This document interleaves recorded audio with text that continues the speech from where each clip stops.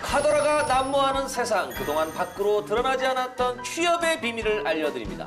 취업 비사, 오늘 저와 함께할 두 분 소개해드리겠습니다. 헤드헌터 윤재홍, 김준규님 오셨습니다. 안녕하세요. 안녕하세요. 네. 두 분 오늘 네. 우리 취업 비사 첫 출연이신데 네. 각오 한 말씀 들어보겠습니다. 예, 일단 뭐 베테랑 헤드헌터로서 헤드헌터에 대한 궁금증을 낱낱이 파헤쳐드리겠습니다. 아하. 네, 저도 뭐 헤드헌터로서 최대한 답변 드릴 수 있는 모든 걸 다 알려드리도록 하겠습니다. 어쩐지 지금 헤드헌터 분들이라 그러신지 저희를 한번 싹하게 스캔을 한번 싹 하시네요. 또 이렇게 헌터 하시려고. 어떻습니까? 요 뭐 저 같은 경우에 헤드헌터님이 보셨을 때 좀 사냥감으로서는 괜찮습니까? 네. 예전부터 뭐 네. 개그 스타일이나 아. 제가 뭐 좋아하는 스타일이시고 지적인 개그를 많이 하셨잖아요. 예전에 네. 보면 몸으로 하는 것보다는 그래요. 뭐 유행어도 많고 하셔가지고 제가 뭐 핵심 인재라고 생각을 합니다. 아유, 감사합니다. 네. 네, 어떠세요? 네, 저도 개그 프로그램에서 네네. 그 번뜩이는 아이디어를 개그 아이템을 내신 게 인상이 깊었기 때문에 네네. 새로운 컨텐츠를 만들 수 있는 거를 제가 봤을 때는 저희도 영입을 제안하도록 하겠습니다. 자, 얘기 들으셨습니까? 우리 방송 관계자 여러분들, 지금 내노라 하는 베테랑 헤드헌터 두 분이 저를 적극 지금 사냥하기 위해서 노력하고 있습니다. 많은 관심 부탁드리겠습니다. 박영진입니다. 자, 이제 거두절미하고요. 오늘 아주 유능한 헤드헌터 분들과 얘기를 한번 나눠보도록 하겠습니다. 바로 주제 공개합니다. 헤드헌터, 그것이 알고 싶다. 헤드헌터, 그것이 알고 싶다. 그런데 말입니다. 헤드헌터를 꿈꾸는 많은 분들 오늘 채널 고정해 주셔야 될 것 같습니다. 그런데 말입니다. 정확한 헤드헌터의 정의부터 알고 가겠습니다. 어떻습니까, 정의? 예, 헤드헌터라는 게 많이 알려졌는데 네네네. 아직까지 모르시는 분들이 많은데 기업에서 요구하는 고급 인력을 서칭, 검토, 추천해서 기업과 연결해주는 일을 하는 게 헤드헌터고요. 헤드헌터들이 모여있는 회사를 서치펌이라고 합니다. 뭐 변호사들이 모여있는 회사 로펌이라고 하듯이 펌이군요. 예, 펌. 예, 기업체에 소속이 돼 있고 뭐 어떻게 기업하고 인재를 연결해준다는 의미에서 뭐 커플 매니저라고 생각하시면 좀 편하겠네요. 사랑의 오작교. 뭐 사랑은 없지만 직업이 있으니까. 예. 그래도 좀 필요로 하시는 분들과 예, 예. 내가 또 원하는 분들을 서로 연결해주는. 그렇죠. 오작교 기업- 역할을 하시네요. 네, 그런 것 같습니다. 그렇게 또 하니까 쉽게 또 이해가 됩니다. 네. 뭐 하실 얘기 있으세요? 네. 실제로 이제 헤드헌터를 대중들이나 이제 주변에서는 누군가는 인재 사냥꾼이라고 부르기도 하고요. 그만큼 집요하게 헤드헌터 분들이 네. 핵심 인원을 뽑기 위해서 노력하시면서 나온 별명이라고 생각합니다. 사실 그럼 헤드헌터라는 이 말은 좀 어떠세요? 마음에 드십니까? 사냥꾼이죠. 인재 사냥꾼이죠. 인재 어떻게 사냥꾼. 보면. 예, 어쩌면 이제 다른 회사에 있는 뭐 근무하는 분을 다른 회사로 또 옮겨드려야 되다 보면은 뭐 인재를 쏙쏙 뽑아낸다? 그럼 헌터라는 강렬하니까. 그쵸? 예. 예. 자, 그러면 이 헤드헌터가 사실은 우리나라에 알려진 지 그렇게 역사가 오래되거나 그러지 않지 않습니까? 언제부터 좀 이렇게 알려지기 시작했습니까? 그러니까 본격적으로는 이제 서울 88 올림픽 그래도 꽤 전후로 됐네. 해서 예, 그때 외국계 기업들이 몰려오면서 그때 조금씩 이제 시작이 됐고요. 아하. IMF 외환위기 때 음흠. 그때 이제 뭐 실직자들이 쏟아져 나오고 평생 직장이라는 개념이 없어졌잖아요. 예. 그때부터 헤드헌터 국내사가 많이 생겼고 헤드헌팅을 통해서 많이 이직을 시작을 했습니다. 88 올림픽 이후에 그렇죠. 외국계 회사가 이제 막 우리나라로 들어오면서 오면서. 같이 우리 사냥해볼까 하고 사냥꾼들도 같이 이렇게 들어온 거네. 그렇죠. 우리 김중규님은 예. 네, 맞는 말씀이고요. 네네네. 정확하게는 이제 IMF 전과 후로 좀 나눌 수 있을 것 같은데요. IMF. 네, IMF 전은 주로 외국계 기업에서만 인재를 채용하는데 헤드헌팅, 서치펌을 이용했다고 하면 IMF 이후부터는 이제 본격적으로 국내 업체들도 핵심 인재의 중요성을 느끼고 헤드헌팅을 이용해서 좀 채용을 진행하는 상황입니다. IMF 이후에 본격적으로 왕성하게 이제 활동을 하기 시작했는데 네네. 그러면서 이제 많은 또 취준생 여러분들이 헤드헌터에 관심을 많이 가져요. 이 헤드헌터를 준비하시는 분들에게 해줄 말씀 있으면 좀 해주시죠. 예, 일단은 헤드헌터라는 이 업무에서 가장 중요한 게 기업에서 요구하는 그 직무 분석을 해야 되기 때문에 어느 정도의 5년에서 7년 정도 회사 경력, 자기가 근무했던 경력이 필요하고요. 이 인맥이 굉장히 필요합니다. 아, 인맥. 예, 그러니까 취준생이 바로 도전하기보다는 본인이 경력을 먼저 쌓고 아하. 시작을 해야 되는 게 일단은 취준생들한테 해주고 싶은 말입니다. 아, 인맥. 그러면 이제 제가 사실 그 인스타그램이 이 인맥이 별로 없어요. 팔로워 팔로워가 몇 명이세요? 한 5천 명 정도 되는데 저는 조금 위험하네요. 아, 저도 1000명인데. 아, 좀 많이 좀 팔로우 부탁드리겠습니다. 네. 인맥이 좀 중요하다. 어쨌든 뭐 많은 인프라를 갖고 있으면 그만큼 이제 채용하는 원하는 그 기업에 좀 이렇게 연결해주는 뭐 사람들이 많을수록 좋다 이런 말씀이죠. 그렇죠. 그러다 보니까 이제 취준생이 바로 도전하기에는 힘들 좀 수도 무리가 있을 것 같습니다. 어떻습니까, 김준규님 생각은요? 취준생분들이 도전할 수 있는 통로도 충분히 저는 있다고 생각을 합니다. 아, 그래요? 네, 그 뭐 다양한 방법이 있겠지만 일단 기본적으로 그런 교육을 할 수 있는 서치펌에서 종사를 하면서 그 관련된 직무나 스터디를 통해서 통찰력을 계속 기르는 시간을 가진다면 충분히 뭐 한번 도전해 볼 수 있는 분야다라고 생각하지만 첫 번째 말씀하신 대로 직무 경력이 있으신 분을 따라잡기 위해서는 많은 좀 노력이 필요하다고 그렇게 생각합니다. 나는 첫 직장을 헤드헌터로 시작할 거야 하기에는 좀 무리가 있다 이런 말씀을 저는 하신 그렇게 것 같아요. 생각합니다. 네. 불리한 입장에서 아무래도 뭐 경험이라든가 이렇게 좀 필요한 것 같은데 네. 그러면 두 분은 어떻습니까? 그러면 전에 다른 직장이 있었다는 얘기 같은데 그렇죠. 저 예. 같은 경우 이제 뭐 전공이 컴퓨터 쪽이다 보니까 예전에 그 하이텔 천리안 아시죠? 하이텔 천리안 PC 통신 회사에서 정보사업부에서 근무하다가 이제 이직을 하게 됐습니다. IT 기업 쪽에서 그렇죠. 하셨고 예, 김중규님 네. 저는 보통 이제 조선업종에서 이제 감리 업무를 하다가 비교적 지금 계신 헤드헌터 분들에 비해서는 현업 경력이 짧은 편입니다. 그래서 짧은 경력을 가지고 이 리크루팅 시장에서 HR이 돌아가는 그쪽에서 조금 더 많이 공부를 해서 이제 좀 뛰어들었고요. 실제로 그만큼 헤드헌터가 이제 고객사의 어떤 니즈를 채워주고 이제 후보자에게 커리어 패스를 만들어준다는 거에 매력을 느껴서 이 업종에 도전하게 됐습니다. 아, 직종이 좀 다양하네요. 다양합니다. 뭐.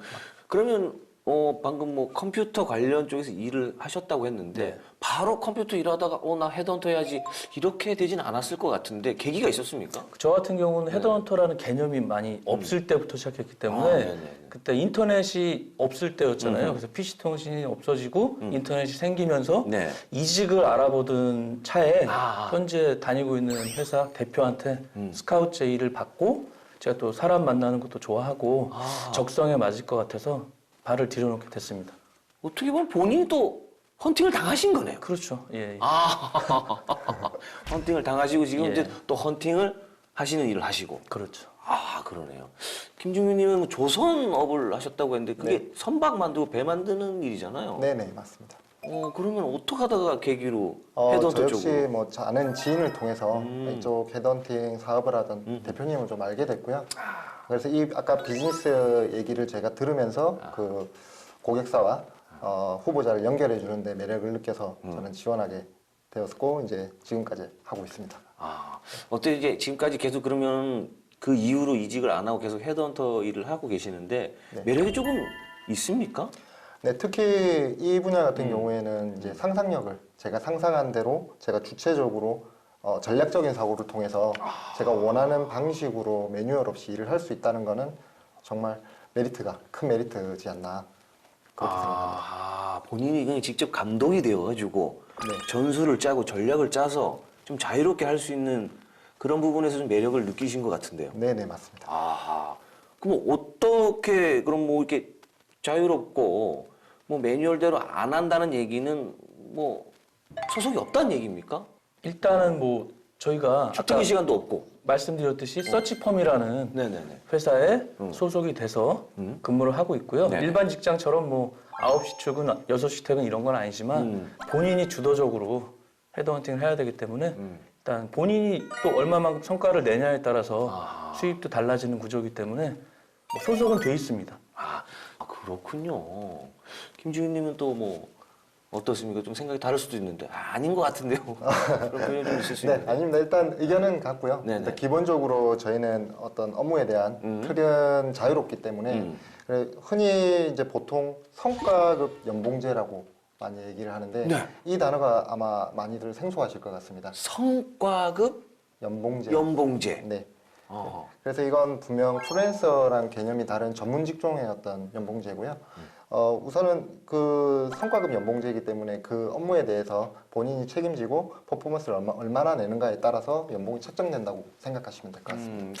그러면 평균적으로 그 헤드헌터 분들의 연봉이 좀 어느 정도 됩니까? 그래서 사람들이 뭐 주변에서 뭐 맨날 뭐 큰 돈을 버는 줄 아시는데 일단 본인 능력에 따라서 저희 회사 같은 경우에는 상위 헤드헌터들은 뭐 연봉 2, 3억 되시는 분들도 있고 아니면 뭐 좀 낮은 분도 있고 평균을 내기는 쉽진 않습니다. 저도 그래서 가끔 이제 고향에 내려가면은 네. 많이 버는 줄 알아요. 많이 보시잖아요. TV에 많이 나오면 많이 버는 줄 아는데 그게 아니고요. TV에 나와도 인기가 많아야 많이 벌고 저 같은 사람은 한 10번 해야 돼요. 예. 그렇게 생각하셨어요? 굉장히 버는 줄 알았어요. 아닙니다. 저희도 똑같습니다. 성과급 연봉제입니다. 저희. 예. 저희 성과가 있어야 돼요. 예. 그러면은 이제 이직 제한을 위해서 다양하고 많은 사람들 좀 만나실 거 아닙니까? 여러 사람을 많이 만날 텐데 이런 분들도 찾기가 쉽지 않을 거거든요. 어떻게 찾아내는 겁니까 도대체? 그러니까 저 같은 경우는 우리 뭐 오래 하다 보니까 개인적인 뭐 인적 DB도 인적 데이터베이스도 누적이 되고 네네. 그다음에 저를 통해서 이직한 분들을 통해서 또 소개도 받고 아하. 아니면 또 인맥 관리 사이트라든지 아. 자포탈 사이트가 있어요. 뭐 아하. 인땡땡이나 뭐 네네. 사람 땡땡 뭐 이런 데서 네네네. 많이 저희 서치펌에서 볼 수 있는 데이터베이스가 따로 있기 때문에 여러 루트를 통해서 찾는 편입니다. 그러니까 이제 한 사람 통해서 그 사람한테 또 약간 문어발식으로 통해서 그렇죠. 또 좋은 사람 없어? 소개 좀 시켜줘 이렇게 되는 거군요. 예. 김준규님은 어떻게 찾아내십니까? 네, 저도 비슷한데요. 네. 일단 그래도 제일 주력으로는 제가 일단 반도체 쪽 주력하고 있는 헤드헌터고요. 네, 반도체 업계 쪽으로만 주력을 하다 보니까 그쪽 업계에 헤드헌팅을 하면서 맺어진 인연들이 많이 있습니다. 그러다 보니 진행했던 후보자분들 그리고 담당하고 계신 인사 담당자분들 그런 소개를 통해서 핵심급 인원 채용을 하고 있습니다. 두 분은 어떻습니까? 이런 사람은 좀 매력적이다. 내가 헤드헌터 할 때 이직시키고 싶다 하는 그런 유형이 있습니까? 저 같은 경우는 일단 이직 횟수를 중요시하는 편이거든요. 아. 일단은 뭐 고객사에서도 이직 적은 분을 선호하는 편이고 아하. 그리고 본인 업무에서 아하. 일단 특별한 경험이라든지 아하. 뭐 지식을 보유했다. 그리고 또 요즘 인성을 많이 중시하잖아요. 네네. 인성을 많이 따지는 편입니다. 저 같은 경우. 인성.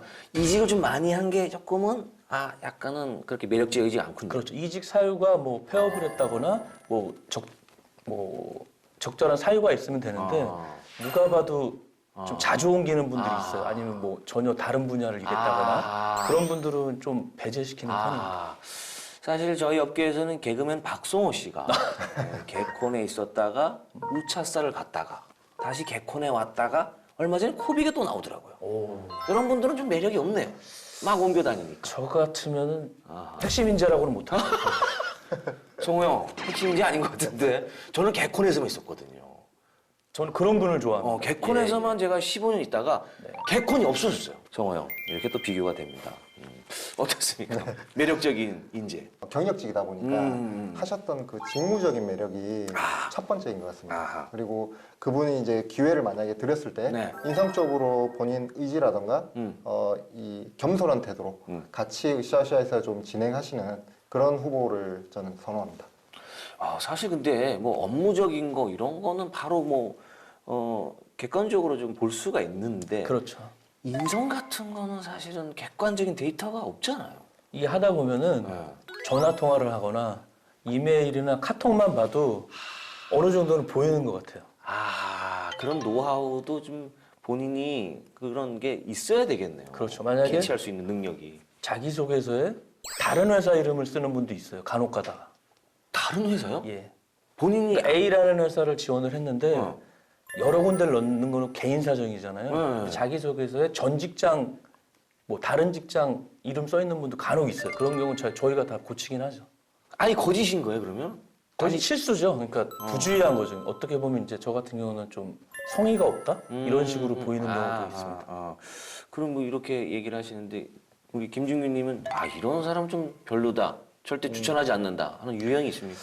저는 이제 거만하신 분들, 아, 특히 이제 태도라든가 자세가 기본적인 어떤 에티켓이 부족하신 분들이 분명 계시기 때문에 분명 그분들은 인식을 못 하실 수도 있습니다. 사실 지금 거만 얘기하니까 바로 또 인물이 하나 쓱 지나갑니다.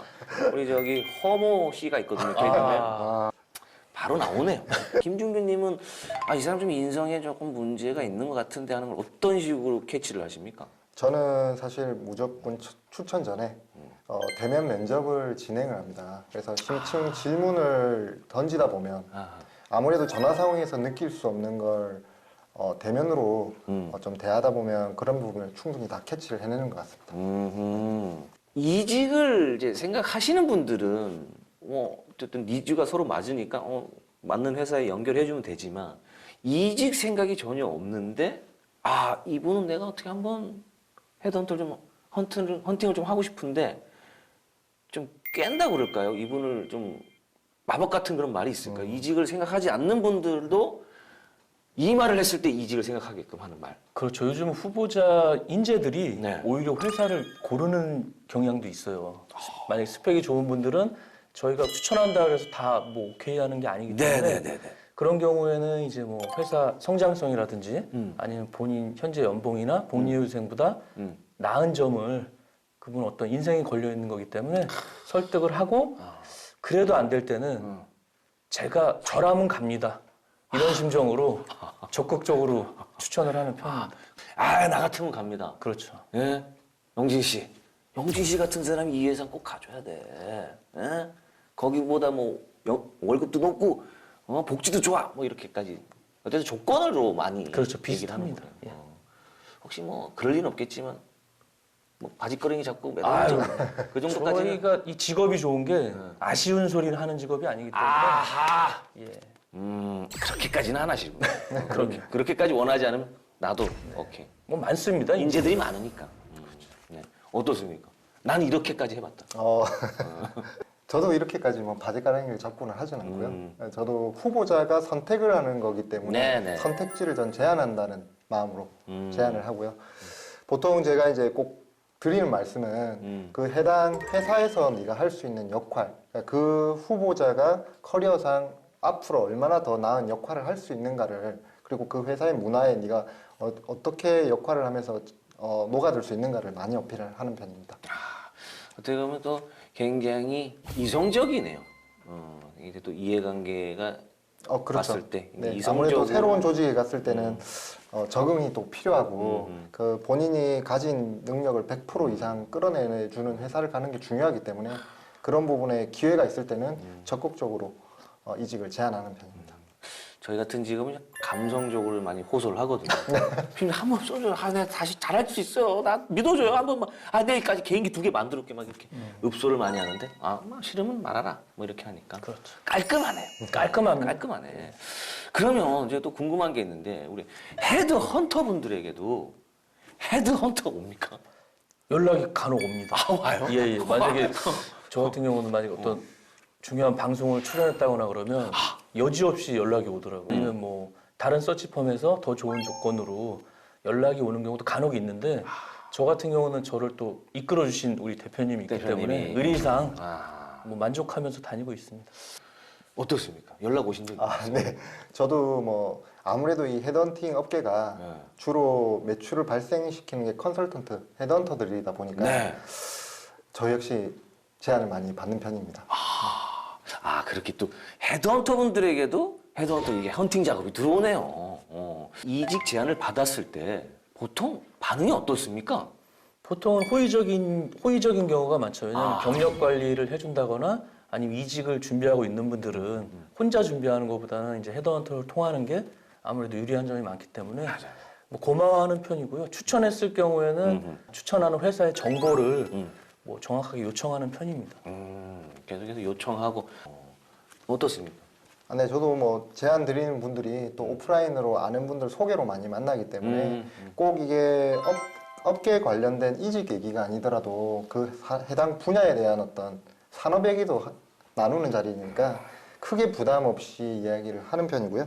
뭐 이직도 뭐 이직이지만 그걸 넘어서 산업에 대해서도 얘기를 하고 사실 그래요. 저도 뭐 저희 같은 직업도 저도 혼자 다닌 적이 있고 지금 또 매니지먼트 소속돼서 이제 다녀봤는데 장단이 있어요. 장단이 있는데 아무래도 좀 뭔가 껄끄러운 부분들은 매니지먼트 있는 게 훨씬 더 좋더라고요. 뭔가 알아보거나 행사를 잡아오거나 이게 제가 어떻게 다 다닐 수가 없으니까 어떻게 보면 또 그런 업무들을 직접 발로 뛰면서 해주시니까 편한 부분이 분명히 있을 겁니다. 어쨌든 사람을 많이 만나는 직업이잖아요. 아무래도 다양한 사람들 뭐 만날 텐데 무슨 고충 같은 게 좀 있을 것 같아요. 그렇죠. 아무래도. 아까 이제 장점을 말씀을 드렸는데 네. 호의적인 분만 있는 게 아니라서 아, 그리고 회사 대 인재를 연결해 주다 보니까 사람 대 사람이잖아요. 네. 변수도 많고 아, 거기에 따른 또 사람으로 인한 스트레스가 아, 고충입니다, 사실. 네. 좀 어떤 경우가 있어요? 예를 들어서 네. 인터뷰에 뭐 음흠. 불참을 한다거나 아니면 출근이 확정된 상태에서 갑자기 뭐 변심을 한다거나 이런 예기치 못한 일이 1년에 한두 번은 꼭 생깁니다. 아, 그럼 진짜 난감하죠. 난감하네 하겠네, 진짜. 그렇죠. 다 연결해주고 회사 업체에서도 믿고 맡겼는데 이 사람이 갑자기 안 나타나고 연락도 안 받고 아, 나 출근 안 할래 이래버리면 그 사람이야 뭐 안 다니는 거지만 중간에서 열심히 다 그런 작업들 다 해가지고 연결해줬는데 난처하겠어요, 진짜 그럴 때는. 그럴 때는 이제 뭐 다른 분 추천할 기회도 없어지는 그렇죠. 데다가 저희가 또 고객사한테 아쉬운 소리를 해야 되니까 일단 그런 부분이 고충입니다, 사실은. 그러니까 아무래도 그 점수가 낮아질 거 아닙니까? 이게 좀 비즈니스 관계에 있어서도 그렇죠. 신뢰도를 떨어뜨리는 그런 경우도 있네요. 네, 어떤 경우가 있었습니까? 아, 네. 그럼 저는 여기 좀 덧붙여서 얘기를 네. 드리자면 실제로 이제 인터뷰 약속을 잡아놓고 어기는 경우가 있는데 뭐 허다겠죠. 무작정 그냥 전화를 안 받아버리시니까 아, 잠수를 타시네. 네, 잠수를 타시는 경우가 아무래도 저희는 스트레스 상황에 많이 놓이고요. 반대의 경우도 있는 것 같습니다. 고객사에서 거의 최종 합격 단계 근처까지 갔는데 해당 고객사의 채용 변경으로 인해서 아예 그냥 드롭 처리가 된다든가. 아, 회사에서. 네. 이분 상심 많이 크겠는데요. 맞아요. 그것도 다 회사야 뭐 큰 조직이니까 회사가 좀 상처, 내가 좀 욕먹고 말지만 사람이 상처받으면 이거 또 같이 가가지고 또 위로해줘야 되고 그런 부분이 있을 텐데. 네네. 그런 부분이 정말 아무래도 사람을 좀 대하는 일이다 보니까 그런 무한한 좀 변수에 좀 노출되어 있는 게 아닌가. 아니, 뭐 위약금제도 이런 건 없나요? 아쉽게도 아직까지 뭐 후보자가 안 가서 뭐 법적으로 한다거나 뭐 그런 건 없고 회사하고 저희 서치펌 간에는 아무래도. 표준 계약서는 있습니다. 그러면 이제 뭐 그렇게 우울한 경우도 있지만 반대로 이렇게 헤드헌터 일을 하면서 야, 내가 정말 헤드헌터 하기 잘했다. 내가 19년 동안 정말 일하기 잘했다. 오늘 소주 맛이 달다 하면서 이렇게 보람된 일들도 있을 것 같은데요. 그렇죠. 그런 경우는 이제 저희가 한 사람의 인생을 또 책임을 져야 되기 때문에 바꿔주고. 저 같은 경우 예를 들면 이제 대기업 핵심 인재였는데 네. 연봉도 높고 네. 나이에 비해서 직급도 높았는데 적응 못하는 분들이 있거든요. 아, 다른 조건 다 좋은데 본인이 거기 적응을 못하는 예, 거. 대기업 문화 약간 아. 상명하복 아. 뭐 이런 걸 적응 못하는 네네네. 분인데 네. 스타트업이라는 신생 벤처에 연봉도 많이 줄고 했는데 CTO로 소개를 해드렸는데 네. 그분이 이제 자기 회사처럼 세팅을 할 수가 있는 기회가 있었어요. 그래서 뭐 그분도 대만족을 하셨고 그 CEO도 뭐 좋은 분 해줬다 그래서 양쪽한테 다 좋은 소리를 들었을 때 그럴 때가 보람이죠. 아, 오히려 이게 모든 게 조건을 더 좋은 상향 업그레이드해서 가는 경우도 있지만 네. 오히려 다운그레이드로 가셨는데도 만족하는 경우. 예. 연봉을 높여서 가는 경우가 대부분인데 낮췄는데. 똑같거나 뭐 다른 조건이라든지 이런 게 맞으면 낮춰서도 갑니다. 아니, 그 정도. 왜냐면 지금 대기업 다 가고 싶어 하는데 연봉 낮출 정도로 아, 나 이 기업에서 나오고 싶어 할 정도. 자, 어떻습니까? 아, 정말 보람됐다. 아무래도 직업이 헤드헌터다 보니까 그 기업과 네. 후보자를 연결하는 데에서 오는 기쁨이 제일 큰 것 같고요. 근데 그 과정이 정말 중요한 것 같습니다. 아, 과정. 네. 후보자는 어떤 커리어상으로 정말 도움이 될 만한 직무와 회사로 이동을 했고 그 회사에선 정말 필요한 인재를 뽑았을 땐 양쪽에서 다 감사하다는 얘기를 들을 때가 있습니다. 그때가 가장 아무래도 보람이 있지 않나 저는 그렇게 생각합니다. 진짜 물론 결과론적인 직업을 사실 갖고 있잖아요. 네. 우리 뭐 무조건 성사가 돼야 되는 직업을 갖고 있지만 과정도 참 이렇게 보면은 과정에서도 자부심을 많이 좀 느끼시는 것 같아요.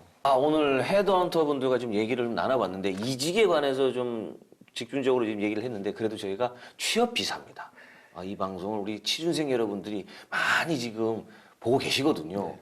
우리 취업을 준비하는 우리 취준생 여러분들에게 한마디만 좀 해주신다면요. 예, 일단 오늘 경력직 위주로 얘기가 흘러갔는데 취준생들 요즘 기업체에서는 신입도 경력 같은 신입을 원하거든요. 그러니까 본인이 가려는 회사의 직무에 맞는 뭐 인턴이라든지 뭐 봉사활동이라든지 그런 스펙을 꼭 다른 사람 하는 스펙은 필요 없고요. 본인이 가려는 회사에 맞춰서 직무에 맞는 경험을 많이 쌓는 게 가장 중요하다고 생각을 합니다. 그러네요. 그러니까 무작정 이 회사 저 회사 뭐 다 준비하는 것도 좋지만 제가 들어가려고 하는 그 회사에 맞는 분야에 관련된 뭐 인턴이라든가 그렇죠. 봉사활동 이런 거 하면 높은 점수를 받을 수 있다. 예. 남들 다 하는 뭐 어학연수, 뭐 어디 뭐 봉사 이런 거는 워낙 많이 하기 때문에 그런 거는 좀 그 시간을 본인 직무에 맞는 경험을 쌓는데 투자라고 저는 말씀드리고 싶습니다. 네, 알겠습니다. 네, 한 말씀 해주시죠. 저도 뭐 취준생분들한테 꼭 드리고 싶은 말이 있는데요. 네. 그 경력을 보통 결정하실 때, 회사를 결정하실 때 그 회사의 네임밸류만 많이 보는 경향이 있어요. 네. 하지만 이제 앞으로 본인이 대리급이 되고 과장급이 되고 차장급이 되었을 때 할 수 있는 그 직무에 대한 커리어를 이어갔을 때 앞으로 내가 어떤 커리어로 과차장급에는 할까 좀 더 멀리 보고 준비를 하시면 더 좋은 직무를 또 선택하시고 회사를 선택하실 수 있을 것 같습니다. 좋은 말씀입니다. 너무 또 네임밸류만 보는 게 안 좋은 것 같아요. 네, 사실 또 들어가 보면 또 다르거든요. 네. 네, 맞습니다. 방송 관계자분들 들으셨죠? 네임밸류 중요하지 않습니다. 우리 뭐 김준현, 유민상 네임밸류 저보다 높지만 저한테 바라는 분명히 그런 임무가 있을 거라고 생각합니다. 네, 저는 그들보다 날씬합니다. 저를 찾아주십시오. 자, 오늘 한 사람의 인생을 업그레이드 시켜주기 위해서 도움을 드리는 헤드헌터 분들과 얘기를 좀 나눠봤는데요. 얘기를 나누면서도 그 직업에 대한 자부심이라든가 책임감을 제가 다 몸소 느꼈습니다. 예, 오늘 말씀 감사합니다. 네, 네, 감사합니다. 감사합니다. 위기를 기회로, 기회를 성공 취업으로 연결해주는 취업비사. 그럼 저희는 다음 주에 다시 돌아오겠습니다. 안녕!